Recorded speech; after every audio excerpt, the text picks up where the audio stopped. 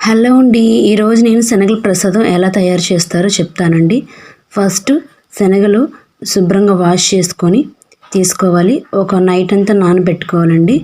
నానబెట్టుకున్న తర్వాత ఒక కుక్కర్లో 5 విజిల్స్ వచ్చేలా తీసుకోవాలి.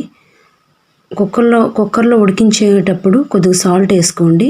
కుక్కర్లో ఉడికించేటప్పుడు సాల్ట్ వేసుకున్న తర్వాత ఒక 5 విజిల్స్ అయితే బాగా మెత్తగా మనకి కావాల్సినంతగా ఉడుకుతాయి.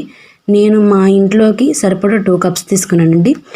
మీరు ఇంట్లోకి మీ ఫ్యామిలీ ఎంతకు సరిపోతుందో అంత తీసుకోనండి. వడకొట్టి అవి ఉడకబెట్టిన తర్వాత నీళ్ళు వడకొట్టి పక్కన పెట్టుకోండి. ఒక కడాయి తీసుకోండి.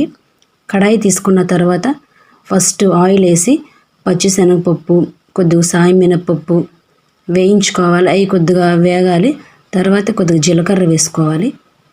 జీలకర్ర, సాయం మినపప్పు, పచ్చిశనగపప్పు వేయించుకున్న తర్వాత పచ్చిమిర్చి చీలికలా కోసుకొని తీసుకోవాలండి. దీంట్లో కారం వేయకూడదు, అందుకే మనం పచ్చిమిర్చి వేసాం. మీ కారానికి సరిపడా వేసుకోండి. నేనైతే మా కారానికి సరిపడా తీసుకొని వేసుకున్నాను. కొద్దిగా కరివేపాకు, జీలకర్ర, ఆవాలు, పచ్చిశనగపప్పు, సాయమినపప్పు మంచిగా వేయించుకోవాలి. వేయించుకున్న తర్వాత 2 మినిట్స్ ఆగి వేయించుకోవాలి. వేయించుకున్న తర్వాత కొద్దిగా ఎండుమిర్చి కూడా వేసుకోవాలండి. నేనైతే ఒకటే వేసుకున్నాను. అదే మనం కారం తగ్గట్టు తీసుకోవాలి ఎండుమిర్చి. నేనైతే ఒకటే తీసుకున్నాను. తర్వాత కరివేపాకు లాస్ట్లో, ఎందుకంటే మాడిపోతాయి కదండి. కరివేపాకు లాస్ట్లో తీసుకోండి. తీసుకున్న తర్వాత వేయించుకోండి. వేయించుకున్న తర్వాత మనం ఏవైతే ఉడకబెట్టి పక్కన పెట్టుకున్నామో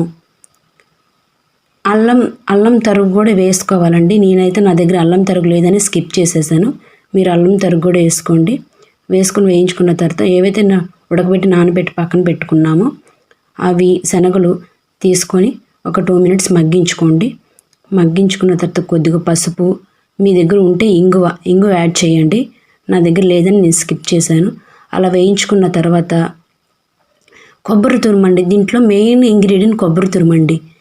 ఈ రెసిపీకి చాలా టేస్ట్ వస్తుంది. కొబ్బరి తురుము ఒక మెత్తగా తురుముకొని ఒక కప్ వేసుకోండి. లాస్ట్లో పుదీనా కూడా సన్నగా తరుక్కొని వేసుకోండి. వేసుకున్న తర్వాత ఒక 2 మినిట్స్ మగ్గించుకొని పచ్చివాసన పోయిన తర్వాత దింపేసుకోవడమే. దింపేసుకున్న తర్వాత ఒక ప్లేట్లోకి తీసుకొని సర్వ్ చేసుకోనండి. ఇది ముఖ్యంగా మనం ప్రసాదం అంటే వినాయక చవితికి, దసరాకి, వరలక్ష్మి వ్రతానికి ఇలా పండుగలు లేదన్న టెంపుల్లో ప్రసాదం పంచిపెట్టుకుంటాం కదా, అలాంటప్పుడు ఈ ప్రసాదం బాగా ఉపయోగపడుతుందండి. మీకు పిల్లలకి స్నాక్స్ కింద పెట్టాలనుకుంటే దీంట్లో నిమ్మకాయ పిండుకుంటే చాలా బాగుంటుంది. ప్రసాదం అప్పుడైతే నిమ్మకాయ పిండి అవసరం లేదండి. పిల్లలకి స్నాక్స్గా పెట్టాలంటే నిమ్మకాయ పిండుకోవాలి. ఈ వీడియో నచ్చినట్లయితే లైక్ చేసి, షేర్ చేసి, సబ్స్క్రైబ్ చేసుకోండి. Thank you.